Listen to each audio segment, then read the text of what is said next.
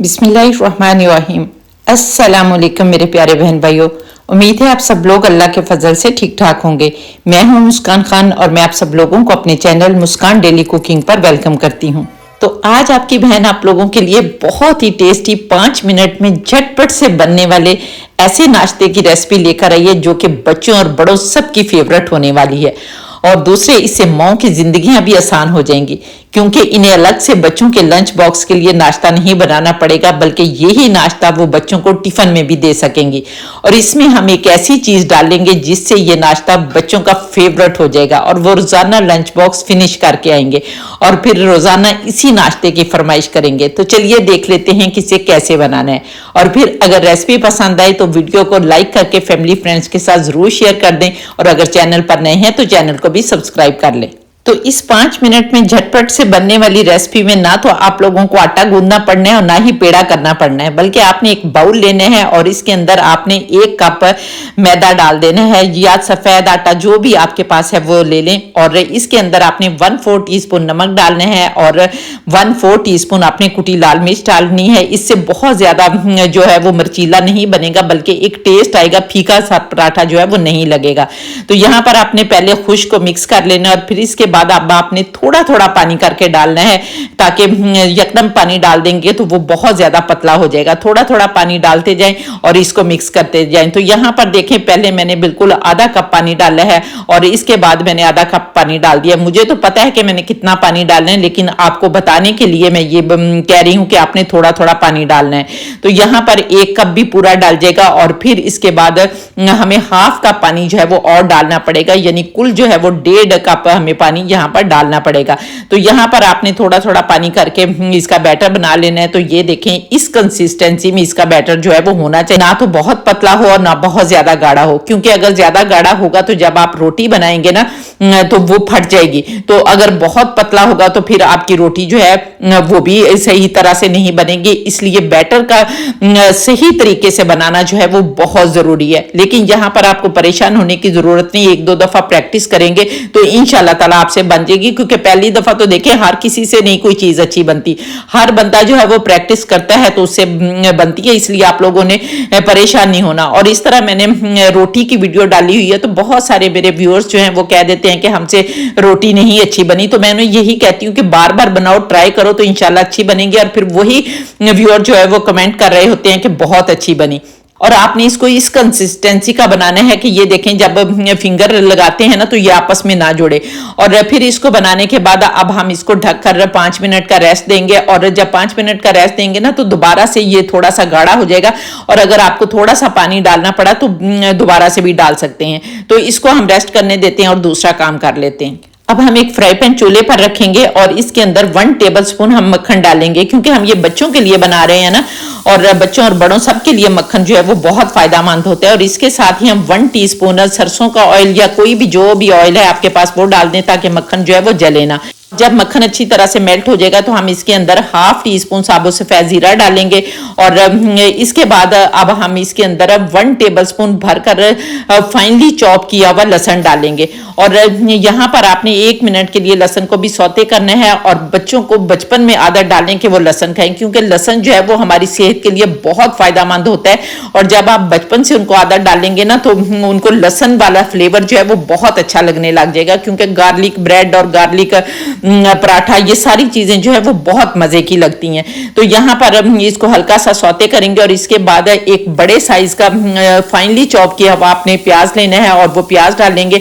और यहाँ पर प्याज को हमने ब्राउन नहीं करना, बल्कि इसको भी हल्का सा हमने सौते करना है, ताकि ये थोड़ा सा नरम पड़ जाए। तो जब तक हमारा प्याज फ्राई हो रहा है, हम यहाँ पर एक प्याली लेंगे और इसके अंदर हमने एक एक करके अंडा जो है वो तोड़ना है। तो यहाँ पर एक एक करके अंडा इसलिए तोड़ना है कि बाजू का अंडे जो हैं वो खराब भी निकलते हैं। तो यहाँ पर देखिए, मैं 3 अंडे जो है वो इसके अंदर इस तरह से तोड़कर रख लूंगी। और ये अंडे हम साइड पर रखते हैं और अपने प्याजों को देख लेते हैं। तो यहाँ पर देखिए, माशाल्लाह अल्हम्दुलिल्लाह हमारे प्याज जो हैं वो बहुत अच्छी तरह से फ्राई हो गए हैं।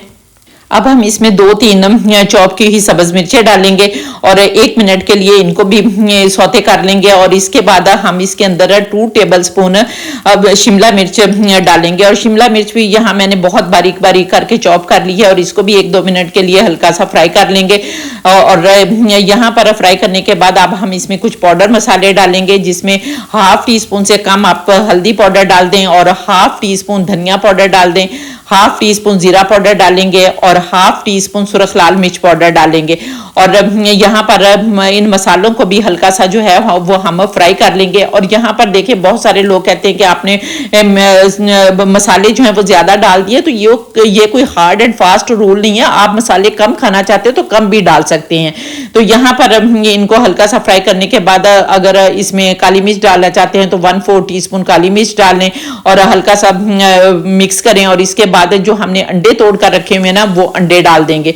और ये अंडे डालने के बाद अब आपने इसको हिलाना नहीं है, 1-2 मिनट इसी तरह से खुला पकने देना है, क्योंकि यकदम हिला देंगे ना तो वो सारे अंडे जो हैं वो मिक्स हो जाएंगे। तो यहाँ पर जब तक हमारे अंडे फ्राई हो रहे हैं, आप लोग जल्दी से प्यारा सा कमेंट करके बताएं कि आप लोग किस किस कंट्री से मेरी वीडियो वॉच कर रहे हैं। और माशाल्लाह अल्हम्दुलिल्लाह बहुत ज्यादा खुशी होती है जब आप लोग प्यारे प्यारे कमेंट करते हैं। और फिर जिसका यूजफुल कमेंट होता है मैं उसे पिक भी करती हूँ, पिन भी करती हूँ और वीडियो में भी चलाती हूँ। और इसके साथ ही अगर अभी तक आप लोगों ने मेरे चैनल को सब्सक्राइब नहीं किया तो प्लीज जल्दी से चैनल को भी सब्सक्राइब कर लें और साथ बने बेल बटन को जरूर दबा दें, ताकि मेरी हर नई वीडियो का नोटिफिकेशन सबसे पहले आपको मिले और आप लोग मेरी यूजफुल वीडियो से फायदा उठा सके।